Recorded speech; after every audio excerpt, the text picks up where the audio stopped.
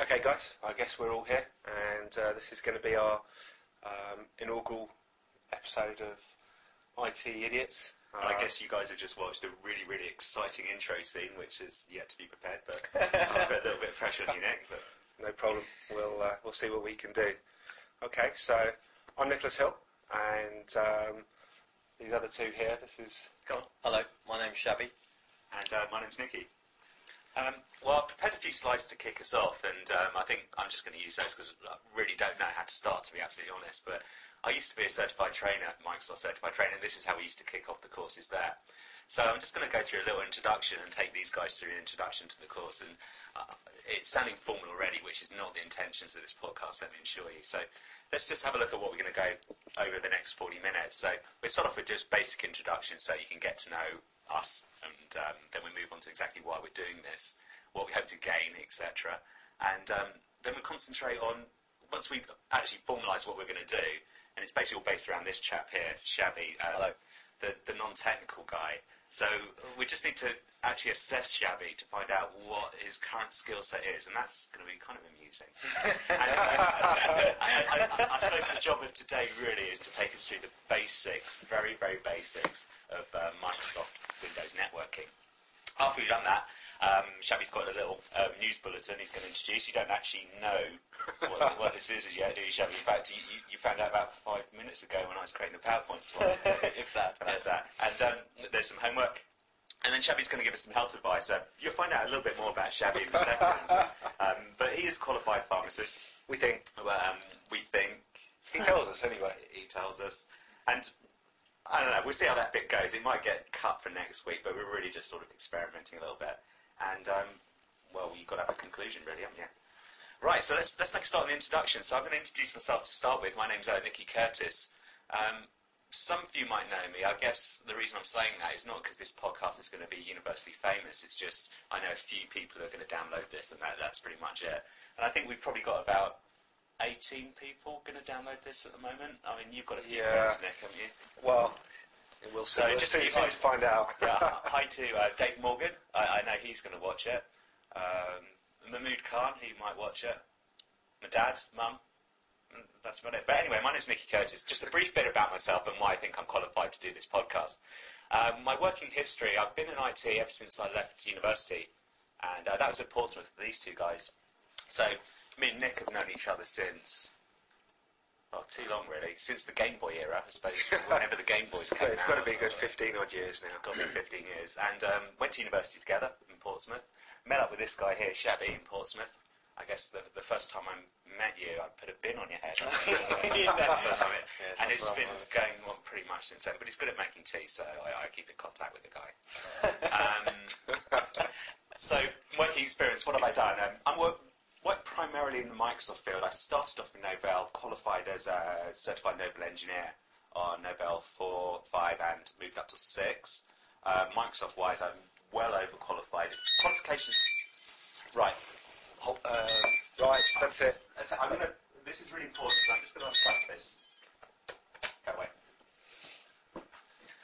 As you can see, we're a professional outfit with top quality gear and a proper recording studio, namely the Flat. I was bragging about myself, wouldn't I? Yeah, qualifications-wise, MCSE. MCSE used to do lots of MCSE training for a company called Aslan. I guess I can mention their name now because they've recently been bought out, which is amusing, really, because although I left work with them, I stopped working for about a year ago, I suppose, but I got a letter last week telling me they've been taken over and they're going to write to me informing me of how this is going to affect my job, so that was kind of interesting. It's kind of interesting to see. But since then, I sort of do networking design, Active Directory design, Exchange, and systems management server. That's pretty much it for me. I'm going to pass you over to Nick, who's the technical guy. I just mentioned a brief bit about him, and over to you, Nick. Yeah, my name's Nicholas Hill. I have previous experience in IT. I started off in telecoms and moved into the banking financial markets. I'm primarily a software developer, but recently I've given this up and I'm now pursuing my lifelong dream of making cakes. So, now a small business owner, very much still focused on IT, still have an interest in IT and an interest in technology.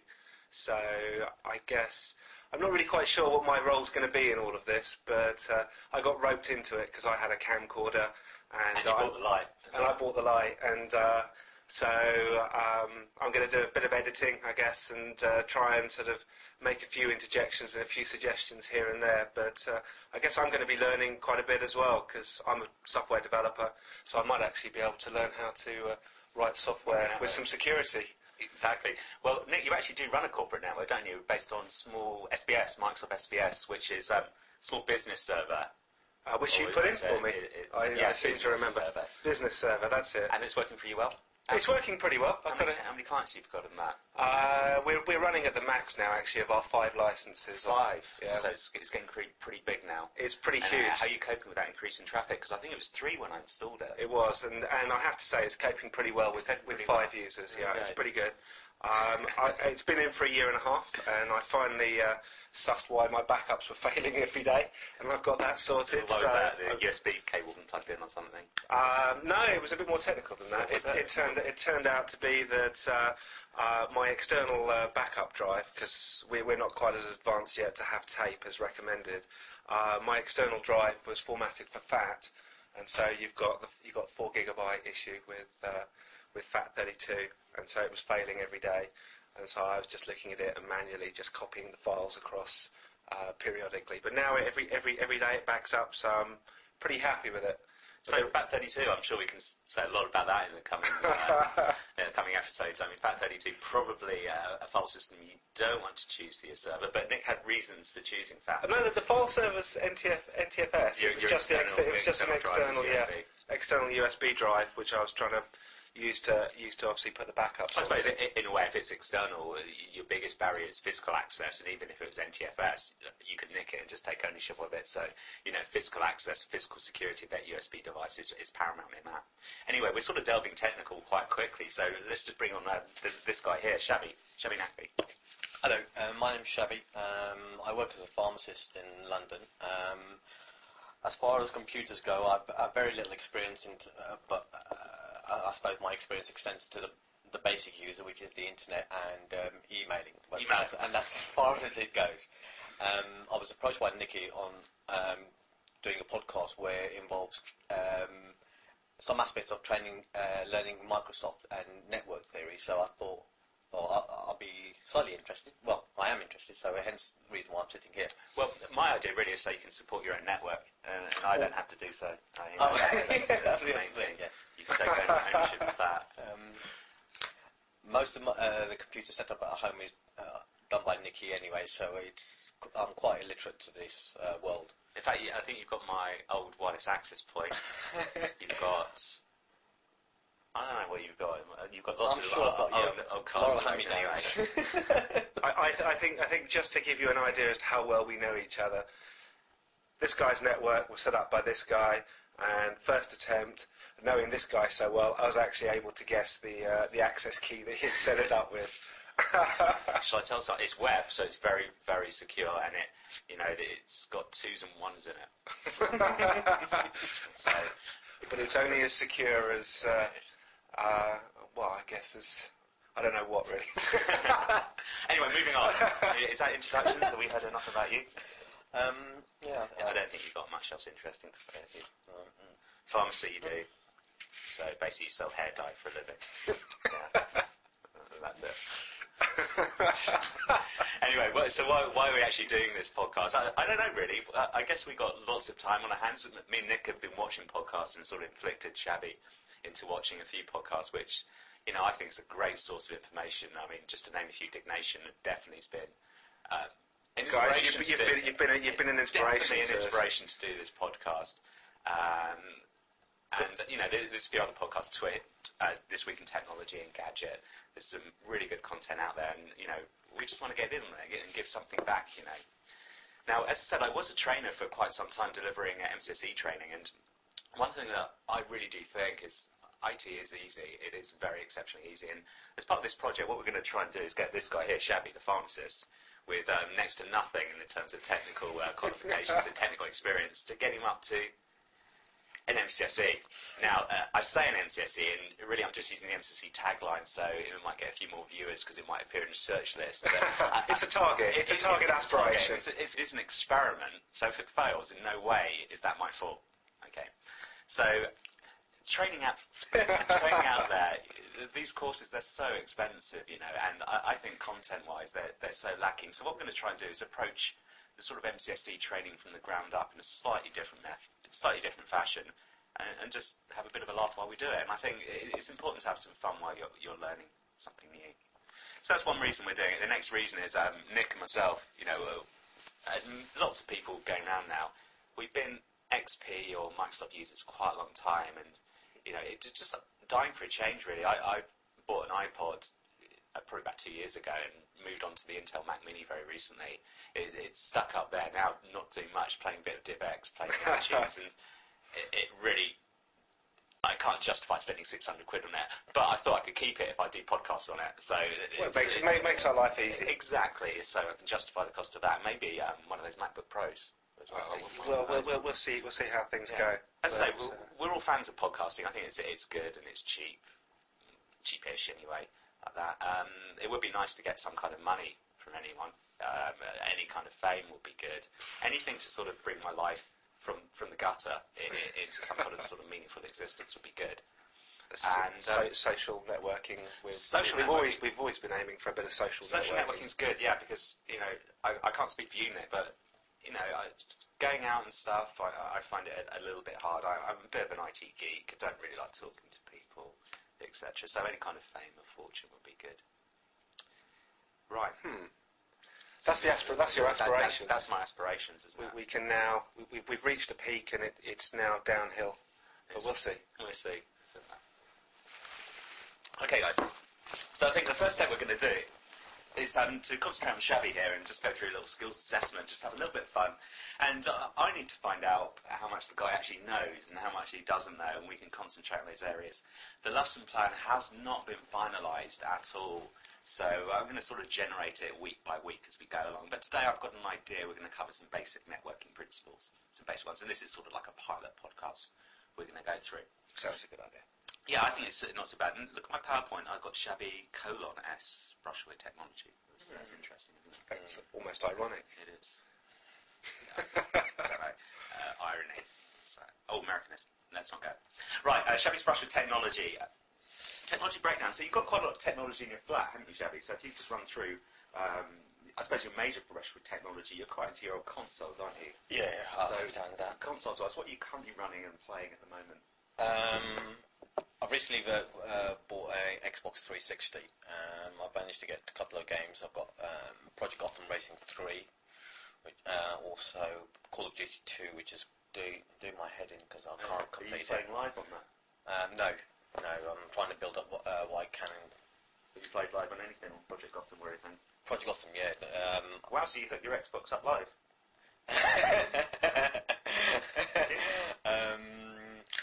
Let's move on very quickly. Okay. So yeah, Xbox. He's got Xbox Live hooked up through my old wireless router. Okay, so consoles. He's pretty into consoles. He's up there. Mobile phones. He's got some mobile phones. He's got some Nokia devices at the moment. And I don't know how relevant that is. So I'm going to move on to a computer breakdown next. You've got two computers. So if you just run me through the computers, the one in your bedroom. What actually is that?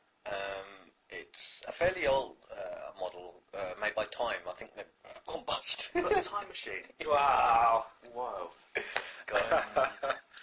Paid. What was it? I don't know. Paid £900 for it. I can't honestly tell you what the spec is because I don't know. Are you still making the repayments on that? So the specifications. So if I ask you processor, how much memory's it got? Memory, I think it's got about 60 gig. 60 gig memory. 60 gig memory, yeah. Okay. I know that much. It's quite a lot. It's got an old AMD processor in, so is that fairly slow? Oh, is it Athlon? If I Athlon, remember. okay. Yeah. What about hard disk? Hard disk. What, in terms of size or the processor? Size of it. Oh, 80 gig. 80 gig. 80 gig. I So didn't you've got know that. 60 gig memory in 80 gig hard disk. No, I know it's an 80 gig hard disk. I don't know what. Memory's 256, isn't it? 256, so it's 60. So this sort of shows you the kind of battle we're up against here. I don't actually know what the spec of your machine is. It is quite an old machine now. It's an old-time machine you bought. I don't think you switched it on recently. You've got a laptop now, haven't you? And a laptop. Oh, yes. What about the spec on that? Can you run us through that? I think it's got a 30 gig hard drive. Can't tell you what kind of processor it's got in there. It's got a great ATI Mobility Radeon 9000 video card, Nick. Oh yeah, I thought it plays. because that's it's right. Guild Wars, isn't it? Oh yes, that's right. Yeah, play Guild Wars quite a bit. What else can I say? Well, my basic knowledge, like I said, it goes as far as emailing and internet use. And you're quite good at the internet. You're quite good at things like selling things on eBay. Oh yeah, that comes naturally to you.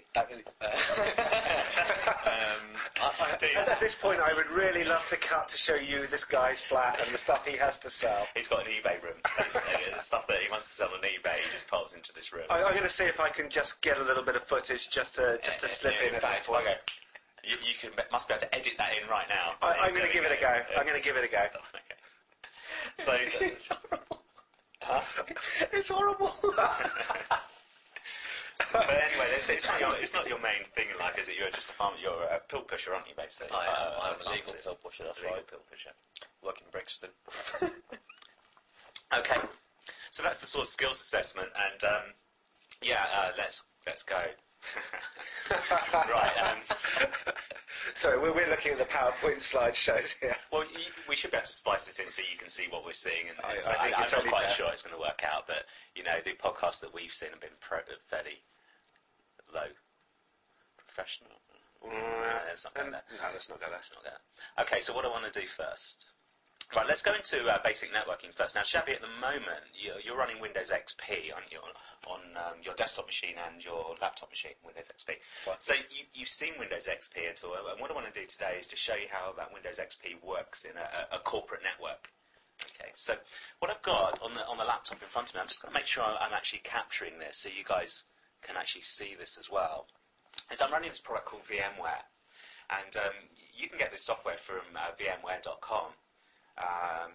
It's a really, really great way to learn new things or to learn about networking. It's also great if you have a corporate network like Nick, and he wants to do a little bit of testing on a new, let's say, mail server application or anything like that without having too much impact on his real network. So VMware, definitely recommend that tool.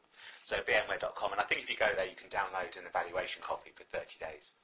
But anyway, here's VMware, and this is just Windows XP. Now, Windows XP, it's just been installed out of the box, or this is the RTM version of Windows XP, the release to manufacturing version. Oh, you're making notes there, are you? Yeah. That's quite impressive. Just what actually you got in there?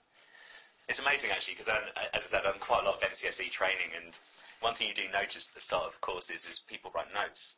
And when you're tidying up the classroom at the end of the week, you can see their notes, and it's pretty much got Everything yeah, he's going to... it's got the title, it's got your name. Well, we've got VMware.com and there, Windows XP Corporate Network, yeah. But you'll probably get back to about that and you'll stop. I'd like to just interject one thought, and that is that unlike a real training course, being the first day, we haven't all turned up in suits, because that's an important This is thing. true, yeah. Yeah, so I feel we haven't got the authentic training course thing here. I thought about it, but I was a bit concerned about Shabby, because do you own a suit? Anyway, it's not compulsory on the second day, and you were cool enough not to wear one on first. It's because he's not from an IT background. I think so, yeah. He naturally came dressed casual. Is that how you spell IT? Okay, back onto it. Windows XP. Let's have a look at Windows XP and how it fits into a corporate network. So, in order to do this, I'm just going to draw a few diagrams on something out of this VMware, and it's going to just help me show you. So I suppose that in your network, and this is the way I generally draw networks, Shabby, and it's fairly consistent with how most people draw networks. They actually choose a pen first, however. I'm just going to draw a little line there, and that's just going to represent your network. Now, hanging off that network, on a corporate network, you're going to have some client machines, aren't you? Mhm. Now, those client machines are running Windows XP, just like what you're running at home, Sure. Windows XP. Okay. So, at the moment, Nick's running 5 client machines. There's organisations out there running thousands, tens of thousands of them. The current company I'm involved with has got 28,000 odd users, and probably designing that at the moment. So that's Windows XP, and I think the first thing I want to do is just take you through the concept of what a workgroup is and what a domain is. So I've got, on this network now, I've got 2 Windows XP boxes. What benefits is that going to give me having those 2 machines on the network, dude? What would you... You could communicate with each other, I suppose, because they're linked to one network. If you communicate one piece of information to one machine, the other machine will also realise it. In a way, that's downloading instruction. One thing you've got to say in the MCT training course is sort of completely wrong. Right, so let's have a look at it from a networking point of view. So typical on this network, I've started up a small little company and I've bought 2 client machines, 2 XP machines, and I want them to both have internet access. So what I could do is put those 2 XP machines on a network, okay, invest in one of these little ADSL routers, which you've actually got, okay, you've actually got a cable modem router, and connect that off to the internet. And now all of these guys can now access the internet through that router. Now, this is in actual fact what you've got at home, dude. You've got, that XP machine there, that could be your workstation, okay, and that could be your laptop, and you have got that, that's your router, or my old router, and you can access the internet through that router. So that's one reason to have a network. But when you look at a company, what they have in that network is a large amount of resources like printers and files, and what we want to do is control access to those resources. So, this small company now, they want to be able to print. So they've got a choice. You can buy a printer and stick it in the USB port of the XP machine, but what we want to do probably is actually just, come on, wake up, Mr. Touchpaddy thing. We can just get ourselves a printer and just plug it onto there. And now that one XP machine can access that printer, it's directly connected to the USB port. Now, to save a bit of money, I want that other XP machine, okay, the one on the left-hand side of the screen, to access that printer. And, of course, now there is a network connection. There is a network connection, so they're connected middle line. So now that XP machine can print to that printer, and everyone can, in effect, communicate with that access that printer. And that's obviously cost-saving already. If you've got 10 client machines, you've obviously just saved money on 9 extra printers. So we can all print out by that. Now, what I've drawn here is a work group. And, in a corporate network, work groups are not that typical. We want something called a domain. But I think it's nice to start with the ground up with this guy because he knows nothing. So let's just concentrate on a work group and examine a little bit more about a work group. So it's not an unreasonable place for a small business to start either. No, not at all. And it's very easy to transition from this small work group network to a domain-based network, and which is what we did, in fact. Exactly, yeah. So what am I going to do now? I'm going to go to VMware. So I'm running VMware on this machine. I'm just full screen this a little bit to give you a better view. It doesn't really matter that you might not be able to read this, so it's just to give you an idea of the tools I'm using. So here's my Windows XP. Now, your machine at home running Windows XP, you probably don't see this log on screen. I don't. But it is there. It's just automatically doing it in the background. Now, in a corporate network, you would need to supply credentials to log on to a machine for obvious reasons. On that machine there could be important salary-based files, there could be payroll information, very, very confidential data. So security is utmost importance in a corporate network. And that, again, is the downside of a work group. It's hard to secure. Because if I've got this machine here, this Windows XP machine, and I want you, Shabby, to be able to use this XP machine, you would have to have an account defined in the local account database of this machine. In actual fact, in a work group, every Windows XP machine has got a local account database. So let's have a look at this local account database. So I've just logged on to the machine as an administrator. Okay, so you have administrators on XP machines, you have non-administrators, and an administrator, they can control, they can configure, they can set up their overall, power of this machine, power user of the machine, sorry. Now, the first thing I'm going to do is take you to the account database of this machine. Now, what I said before, let me just minimise this. If I go back to my picture, every single one of those machines, so these XP machines, has got a local account database. So if we just draw this XP machine, this will have an account database here. And in that account database, you've got a list of users who can use that machine. So let's just put a user account in here and say Nicky's in here, Nick's in here. Now it's also got the password stored in there. So I'm just going to really crudely depict the password just by drawing it there. Obviously it's never going to be stored in clear text. So we've got Nicky has got a local account there, and Nick's got a local account on that machine. So at any point they can, or Nicky or Nick can log onto this machine. Okay. But I want to log onto that machine now. So the bottom left, let's give that a name. Let's not give it a name. Okay, so the machine at the bottom left, the XP machine there. Let's say Nicky wants to log onto that. Well, Nicky will only be able to log onto that machine if Nicky's got a defined account in that account database. Got that? Okay, so we've got one XP machine there. In that account database, I've got user Nicky and user Nick. Yep. That means to use that machine, Nicky can log onto it. Of course. Or Nick can log onto it. Gotcha. Okay, so quite simple at first. Let's say that was the machine I use every day. That machine's now broken. Okay, so I come in, I need to do my work badly, I want to log onto that machine. Well, that machine down the bottom has got a different account database. And in this account database, this might be, let's just draw this out, we might have different sections. Let's say this is Bob's machine. They're the only person who can actually log onto that XP machine is Bob. He's the only one who's got a localized account. Cool. So, in a work group, it's very, very decentralized. You've got all these account databases all over the place, and what we really want to do is centralize on these, and that's just leading you to the concept of what a domain actually is. Right, bored yet? No, not at all. Not at all. Okay. No. Well, I think the next step is let's just go back to this XP machine and investigate this local account database. F11. How do I use VMware? Okay. Now, there's various different ways of getting to that local account database. Now, I'm going to go into it this way. It's not the way I normally go into it. So we go to the My Computer icon. We right-click on it. And we go to Manage. I think that makes sense. And we're managing My Computer. We're adding an account to the local database. So that's Manage. Yeah, and just wait for a little while.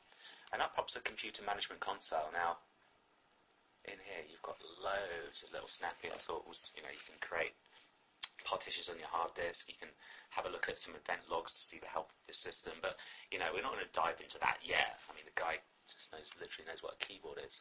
So let's go into the local account databases here. And we can see the local account database, we've got administrator can log onto this machine. We've got an account called help assistant and an account called support underscore. Now these accounts here, guest and support underscore, they've got a red cross next to them. It means they're disabled, can't be used. Okay.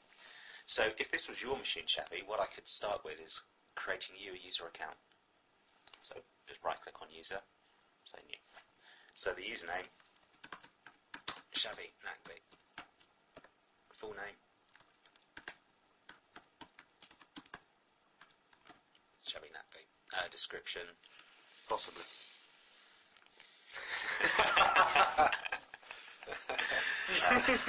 New to computers. Let's give you a password. Thanks for mixing. You're not worthy of a description, mate. Right, user cannot change password. We do that. Right, and just click on create. Initially, in order to go into computer management, what did you access on the start screen? Okay, I went to My Computer. No. Right-clicked on it. Oh yeah, yeah. And went to Manage. And this is the kind of thing that you can do this week, dude. Have a look at your machines, perhaps find out what they are, the specifications of them, and you can tell us next week. So, we've got Shabby Naqvi in there. He can use this machine. So just to show you that, I'm going to log off the machine as an administrator.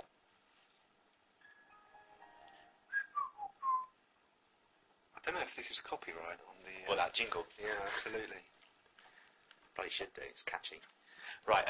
So log on screen. Username administrator. Yeah. Obviously, I want to log on as Shabby Nagby. Okay. So username, just a Shabby Nagby, and your password. Just tap that in there, and hit OK, and it will log you on as that user. Now, under the options here, there's really no options to show you at the moment, but when we join a domain, there'll be a lot more options to show you, so I'm going to ignore that for the moment, and let's just log on.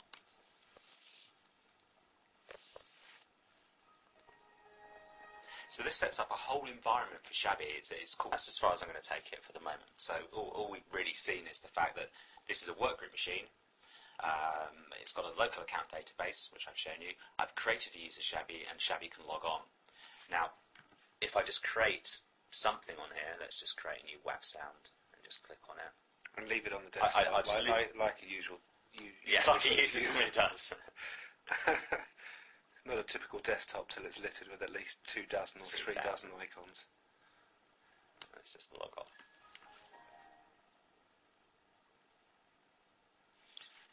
And we log back on. Sorry about that. Log back on to the machine as an administrator.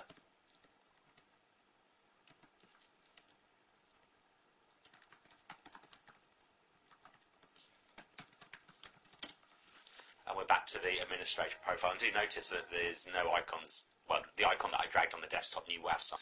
Now that's good because, I mean, it's the same with my documents.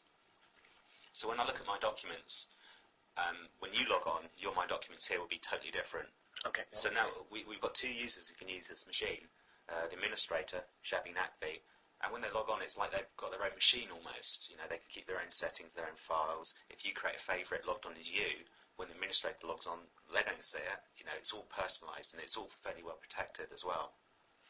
Okay, so that's just a basic local account database. How are we doing for timing, guys? I didn't see one time we started this. Good point.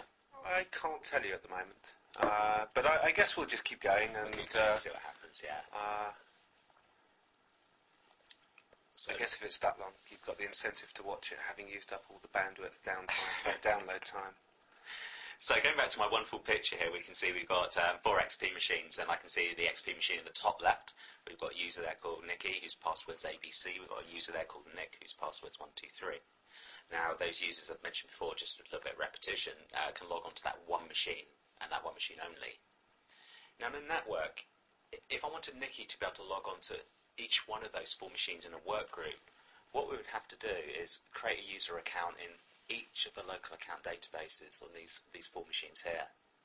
So it's quite clear that when you're dealing with a network of, let's say, 5,000 XP machines, they're not going to be creating 5,000 user accounts. What they do is they centralise their accounts, so they have a centralised account database. And what I'm going to do is let's go through that concept now, and that's referred to as a domain. So I don't know if I can adjust this picture a little bit. Let's get my eraser out. That would do. Professional trainer, me. And let's just draw in something called a domain controller. Now, this domain controller, Shabby, it's running a server operating system, server-based operating system. Whereas those 4 machines are running XP, that's generally referred to as a client operating system, and clients request resources. They don't often provide resources, they just request. They say, give me that file, I want access to the internet, you know, that kind of thing, and the server provides it and says, here's your file, mate. You know, and then the server also provides account authentication. So in this case, we've got our machine there, and I'm going to use a domain controller. In order to create a domain, you have to have a domain controller. That's exactly right. Good question, and I'm impressed. Yeah, in order to create a domain, you need a single domain controller minimum. Now, when you're talking about large networks, let's say your 5,000 user network, it is quite clear that if that DC goes down, down goes the account database, no one can log on. Okay, so you know, fault tolerance is an issue. So how do you think we solve that? I don't know. So I've got one DC, and one DC goes down, no one can log on. one DC goes down, no one can log on. You can't create another DC. Yeah, you can. You can have multiple domain controllers. So the domain controller just controls a domain. It doesn't define the domain. It just controls it. So we've got one domain controller there. I can have a couple of domain controllers, but before we get into that, let's just have a look at a single domain controller. Now, this domain controller here has got another account data. It's got a centralized account database on it, much like the one we just saw under Windows XP. And that centralized one is referred to as Active Directory, or AD for short, Active Directory. So now if I put a user account inside there, let's put a user account, I'm just going to write this one, Bob. Bob2, because we've got a Bob down there, bottom left. Now, because I defined that on the domain account database, if those 4 XP machines are a member of the domain as well, then it means that account there, Bob2, can be used to gain access to any of those 4 machines. Okay, that makes sense. Yeah. So, looking at now, we get another user comes in, Bob3. We can either create Bob3 there, and there, or we can create them once there. What are you going to do? It's clear that you're going to create it once, aren't you? Also, there's much more downsides to a workgroup than I'm showing you. I just don't want to confuse you. Keep it simple. Keep it simple. Password issues and such. But we will get technical. There will be time to get down into technicalities a bit later on. Not this episode, however. So we've got Bob2 there. Now what I want to show you, just to give you the concept of what a corporate network is, I don't want to show you Media Player. I'm going to go back to my VMware session. Now in VMware, what I'm running, when it comes back to me, is I'm running Windows XP. You can see that. That's the one we've just seen. Now this is the one that's got a local account database with, we just created you an account, didn't we, Shabby Nagby, an administrator. And now let's pretend we've got 10 machines, 10 XP machines. Right. And I want to create an account that can log onto those 10 machines. So where are you going to create the account?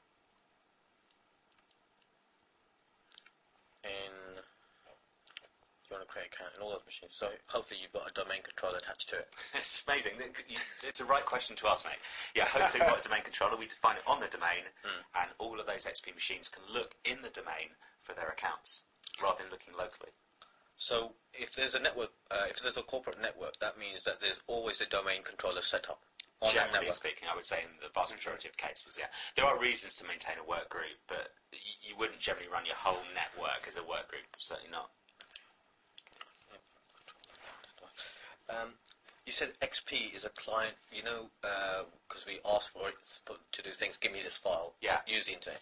XP is a client server? No, client, when you're saying that it gives you files, whereas something else serves it, or a server does something. Your XP machine is a client. It requests files. So think about when you use your machine, you're requesting files off the internet, I suppose, aren't you, in a way?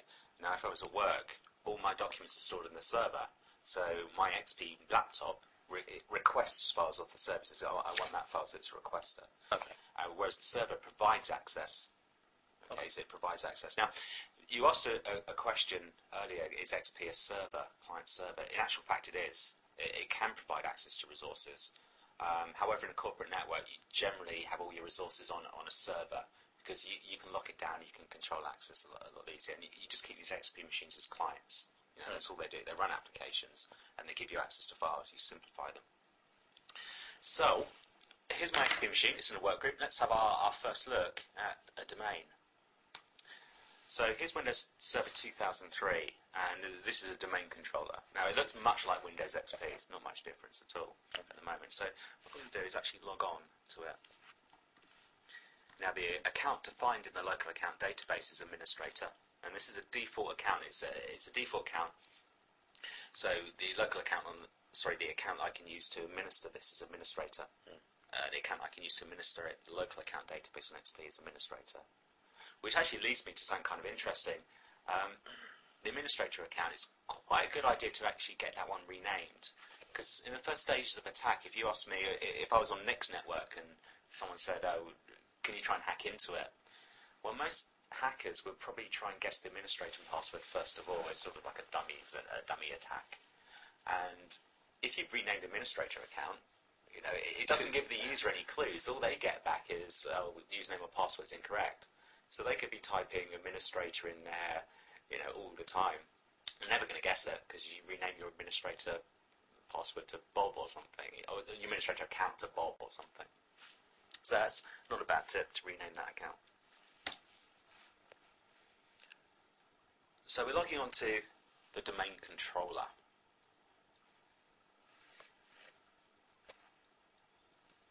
Now on the domain controller we've got quite a few administration tools. As you can see, I've just gone to Start Admin Tools, and I shouldn't worry too much about the complexity of where you get here at the moment, do you? So Active Directory users of computers, or the domain. We can administer the domain, from within Active Directory users of computers. So there's the domain account database. It looks slightly different to the XP one. It's hierarchical, if you know what that means. Well, like an organisational chart, you can say, right, these people are sales users, so let's put them in that sales container. These people are marketing users, they can go in a marketing container. And we will go into that when the time comes, but we're just going through conceptually what a work group and what a domain is today. So, if we have a look inside here, there's the users of this domain. Now, there's also some groups in here, and don't worry too much at the moment, but what I'm going to do is just create a new user in the domain.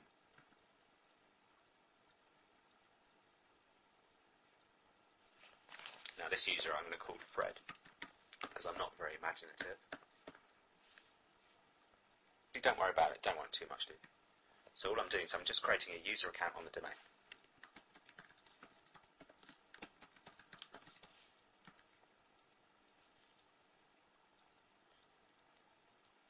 Okay, so we can now see in the list, Fred's down there as a user. So if I was running a domain here, and the XP clients were joined to the domain, then Fred will be able to log on to any one of those XP clients joined to the domain. Sure. Okay, so let's go back to this machine here. This is my XP machine. Now the trouble with this isn't a work group, so I can't actually log on as that user I've created in the domain as yet. But what I can do is change this machine so it's not a member of a work group anymore. We don't do it like that. We right-click on my computer. Bugger off, man.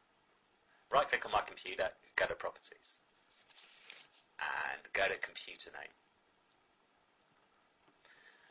Now at the moment it says I'm a member of a work group called Workgroup. To rename this computer or join a domain, click Change. So I'm just going to click on Change there. Now we can see the name of this computer is IT Idiot XP01. It's a member of the work group called Workgroup, but what I want to do is I want to make it a member of the domain. Okay, so we say, make a member of that domain. Now the domain, I can't remember what I called it.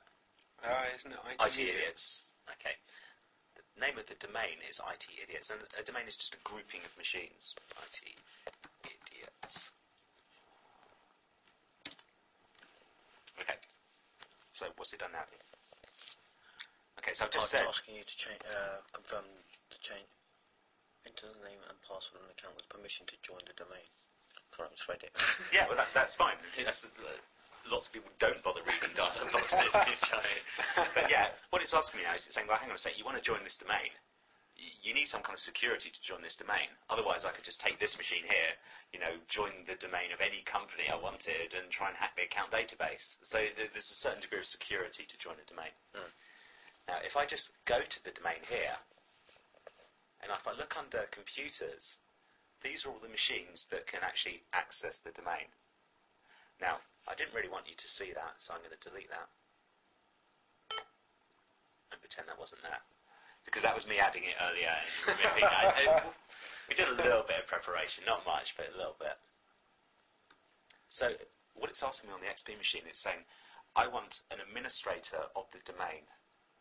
Okay, so an administrator of the domain will have enough permissions to join this client machine to the domain. Yeah. And what we're really looking at on the domain, let's go back to the domain database, go to users. We're going to supply the credentials of that guy, the administrator of the domain. Since he's the most powerful user. So let's pop into here. The username, administrator, and the password.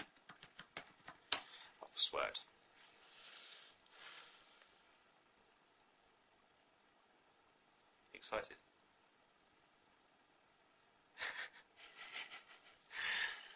So what it's doing now, for guys actually in the know, it's actually trying to find the domain. So it'd be finding the domain by doing a WINS broadcast, by looking at your WINS server, or by looking in DNS. Typically, it's going to be DNS in Active Directory networks now.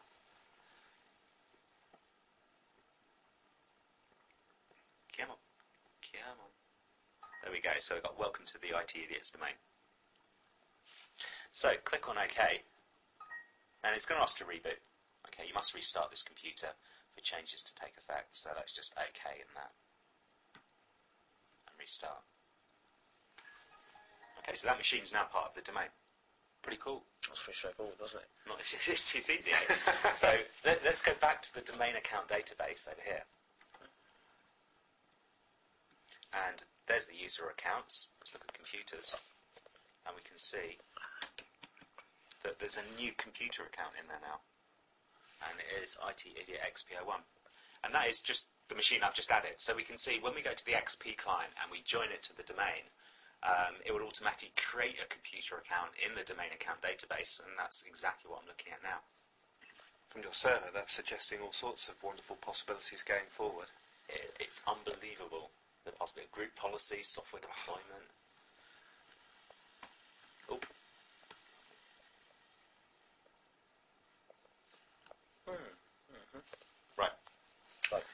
Right, so back to XP. This is my client machine, but it's not in the work group anymore.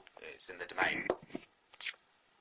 Okay, so now what I can do is go back to the domain, because I can't remember what user I created. What was he? Fred. Yeah, Fred. So we've got Fred defined on the domain. Let's go back to the XP machine here, and I'm going to say log on as Fred. Password is, for me, I just put password. And if I click on the options bar now, we can see what we're logging on to. It says log on to IT Idiot XP01, which is the name of this machine. So what do you think is going to happen if I click on OK there? Is that going to log me on? Just log me onto this. Perhaps if I give you the options, I can either log on to this machine or log on to IT Idiots, which is the name of the domain. You want to log on to IT Idiots, don't you? Exactly. Now, if I log on to this IT Idiot XP01, you're logging onto the same computer, aren't let's go OK. Oh, system couldn't log you on. Make sure your username and domain are correct. Why? What was happening there? The username is correct, so you're logging on to Idiot P01. So you only so you've introduced Fred into your domain already. Yeah. However, Fred's. No, I think you're getting there. Yeah. So the Idiot XP01 is just one isolated computer with an XP on that network. That's the local account database, yeah. And because it can't. Fred's not in there, is he? No, Fred's because not he's in the domain, but not in the Idiot XP01. Exactly. We started off by creating a couple of users, or I forget what it was, Bob, in the local account database. Okay, so Bob will be able to log on to IT Idiot XP01. Okay, but now because we're logging onto the domain, we just change that box and say, let's log on to IT Idiots. That was the name of the domain. That's the name of the domain. Gotcha.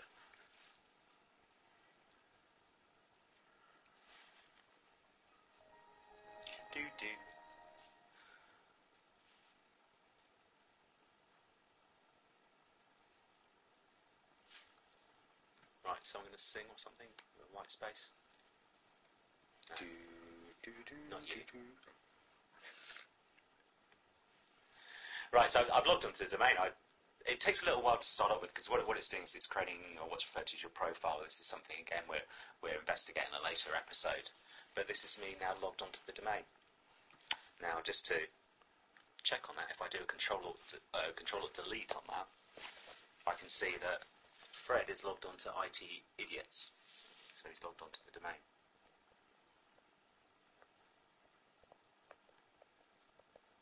So what do you think would happen now, Shifty, if the domain controller went down?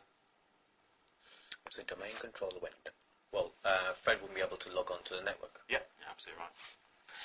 That's not strictly true. There's something called cache credentials, but we won't go into that at the moment because we'll confuse the guy. Control-Delete. But essentially, you got the right, Yeah, the right yeah, idea. Windows security. Okay, so I'm going to log off this thread for a moment. Let's have a little bit of a play around. I think that's a pretty good point. I'd say time-wise, you've done fitting in pretty well here. Okay. How long have we been going? I'll say about 45 minutes. Okay, well, I'll just do one last thing. On here, we can now see Fred there.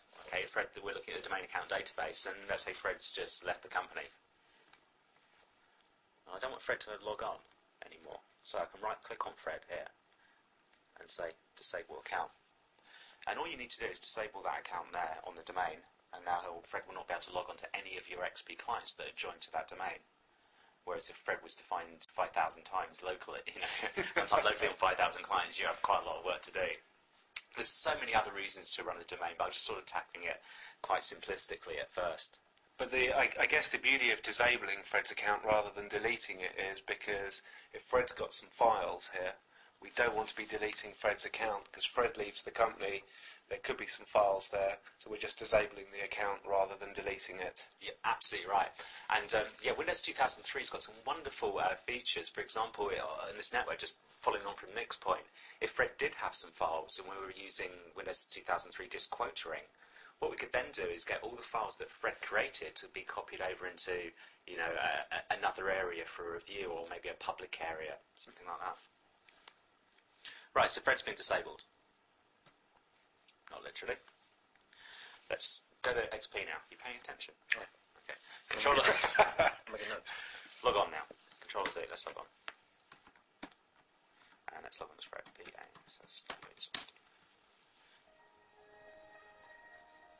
Now, I don't quite know what happened.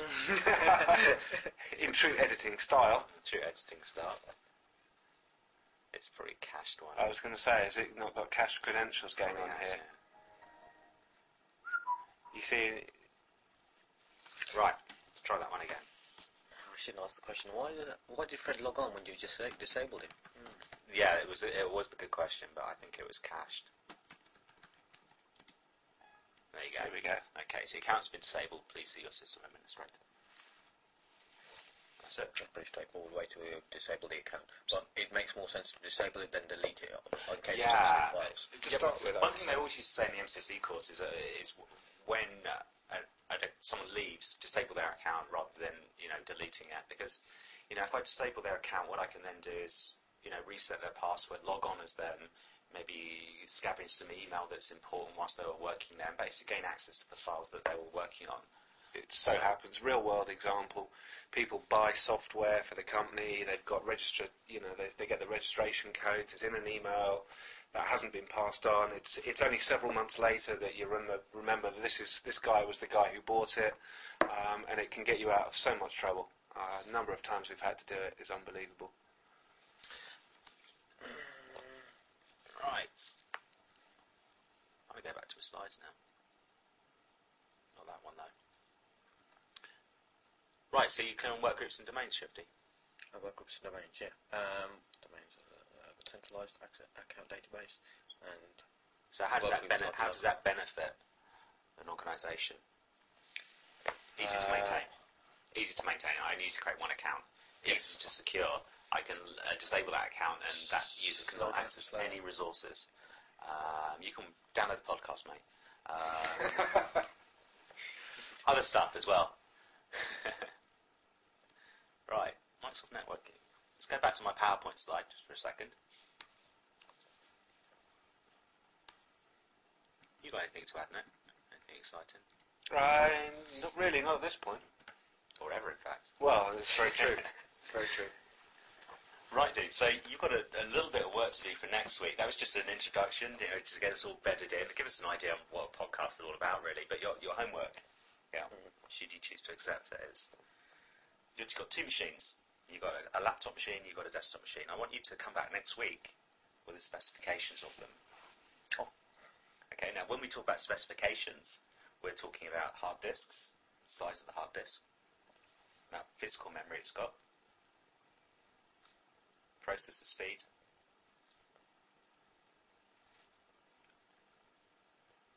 and I think we'll leave it at that. Tell me the operating system as well. So that's on both machines. And more importantly than that, I want you to find out how much specification they've got, and I want you to tell me what tools you used to find those. Okay, now I'm not going to help you on this because I think one of the important points of learning is that if you get spoon-fed too much, you switch your brain off. So I think if we give you something to look at, and I'm not going to help you at all doing this. Okay. Okay, so how are you going to go about it? Google it? I'm just going to say, I'll give them a little help. Device Manager, that's all I'm going to say. I guess the other thing which we'd probably quite like to do is to open this out to you guys. I mean, obviously there's going to be a varying degrees of knowledge out there, but for the IT type people, if you want to try this out on other IT illiterate people, get them to watch the podcast and maybe try this out. We'd love to find out how you find people are getting on with this as well. Yeah, any feedback's good. That would be pretty good. Okay, the next thing, we've seen two different types of operating system in that last, in the podcast. We saw Windows XP, and we saw Windows 2003. What I want you to do is find out the minimum specifications of those two. So if I was to buy Windows XP, well, what type of computer would I need? How much memory would it need? How much hard disk space would it need? What type of processor would it need? Oh, okay. Okay, so I want to find out on Windows XP and Windows 2003 server. Again, Google's your friend. Okay, just Google it. That's all you need to do. And that goes for everybody else out there. Google. I work on site as a technical Guys, consultant. we're out of tape. Oh, yeah, tape. The other thing I sort of recommended was if you do want to follow along with this, by all means, that'd be great if we can get some MCSEs just off the back of this podcast. That'd be ideal. So if you want to follow along, we will get more technical. We will get a bit more relevant as we progress. I would strongly recommend you investigating VMware. Microsoft also do virtual PC as well. So have a look at those two. There's trial software available from each site. And also 2003 and Windows XP are available as evaluation as well from their site. So you can do this all on evaluation. So that's the thing to do. You've also got that book as well, haven't you? Which again, I'm not really peddling books, but a nice, easy to read book is this one by Mark Minassi, Windows Server 2003. I think we'll probably be able to just edit that in and splice that in so we can get a good shot that's of pretty it. good. I mean, it's quite old now. It's nice and easy to read. You don't need to know anything about Windows NT4. It doesn't assume any prior knowledge, so it's kind of nice. It's a little bit dull for people in the market already, in the IT field already, but it's not so bad. And What's the name of yours? it's not new. Mark Minassi. It's not new. So if you can get that read by next week, we'll... I read by next week. Marketplace, Amazon Marketplace, I'll probably get it cheap, or eBay or something, but I wouldn't buy it new because it's not so new now. So that's about it.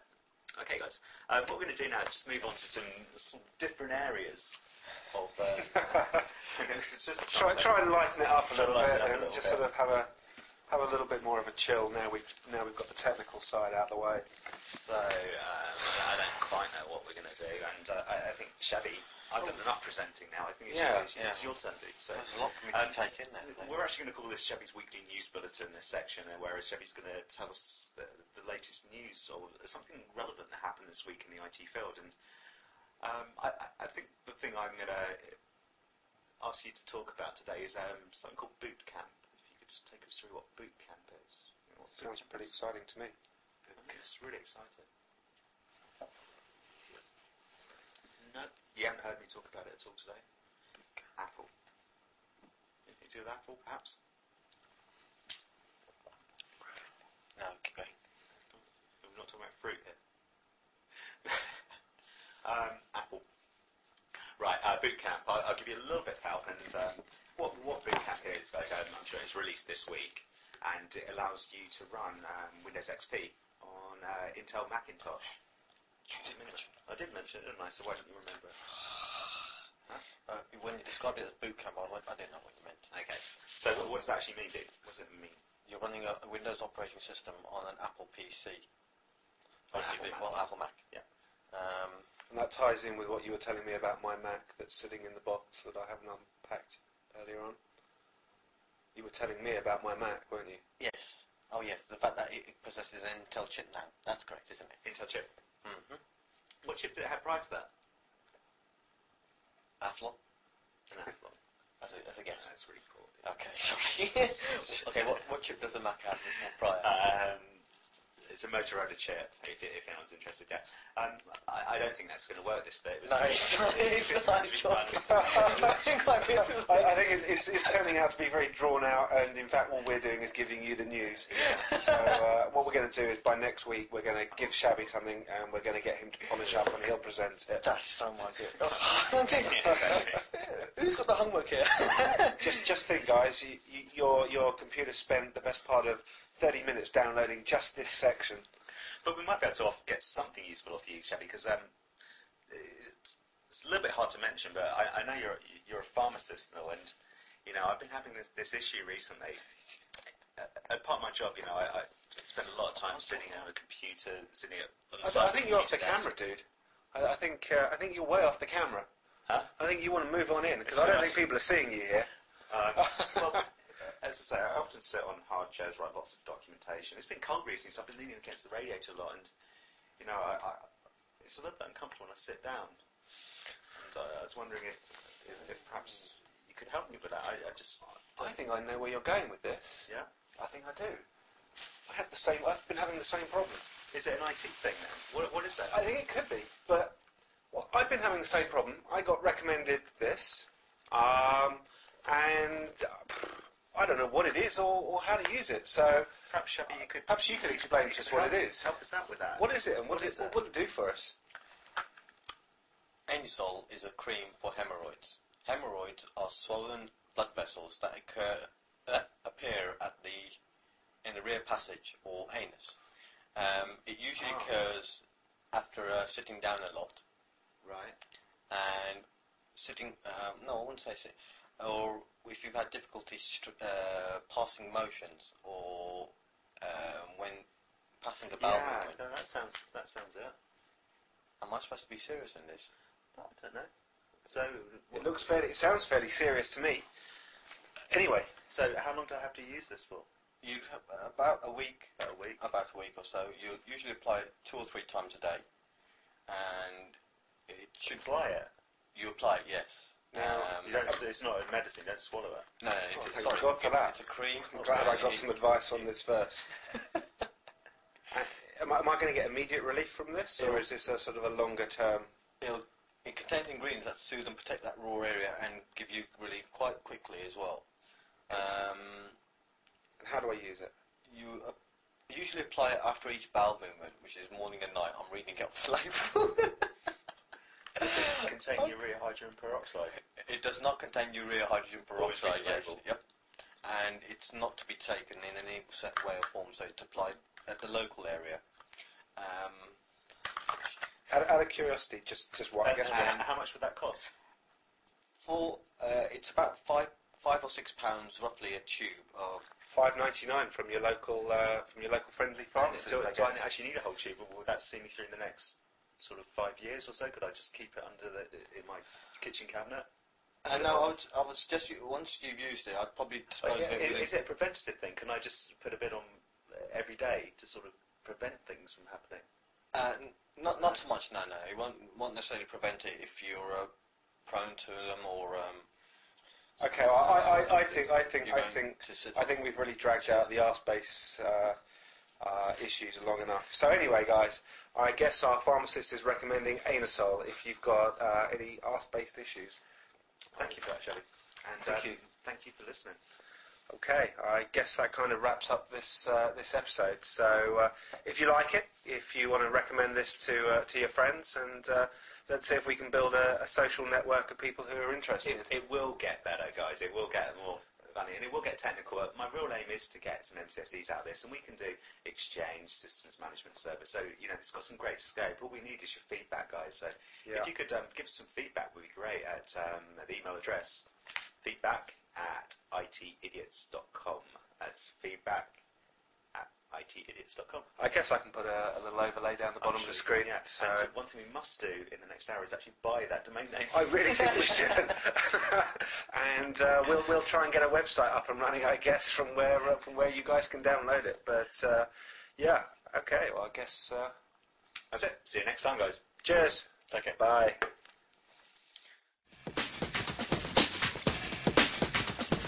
Eat paper! No! Move that melon of yours and get the paper if you can. How about that boy's head like Sputnik? Vertical, quick, twinky and top. Well, that was also good news. He'll be crying himself to sleep tonight on his huge pillow. You make me feel so good.